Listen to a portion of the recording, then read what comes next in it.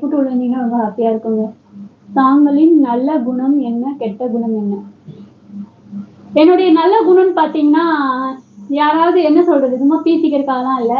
யாராவது கஷ்டம்னு வந்துட்டாங்கன்னா, இல்ல வேற ஏதாவது ஒரு பிரச்சனை ரோட்ல ஏதோ ஒண்ணு நடக்குது அப்படின்னா, நான் போய் நின்றுவேன். ஒண்ணுமில்ல நேத்து கூட வந்து ஒரு ஹிந்திக்கார தம்பி வந்து கடையில சாப்பிட்டுருக்காங்க போல. காசு குடுக்கல. நான் போயிருந்தேன் தம்பிக்கு இட்லி வாங்குறதுக்கு. அப்போ வந்து அவங்கள உட்கார வச்சுட்டாங்க. அவங்க 4 இட்லி சாப்பிட்டுட்டு குடுகுடுன்னு ஓடிட்டாங்க. ஏதோ பயத்துல சின்ன பையனா தான் இருக்கான். அப்புறம் நான் போய் எதுக்கு இப்படி உட்காந்துருக்கீங்க என்னன்னு சொல்லி கேட்கல. அந்த அண்ணா ஹோட்டல்காரங்க சொன்னாங்க, நீ வந்து தின்னுட்டு ஓடிட்டான் காசு கொடுக்காம அப்படின்னு.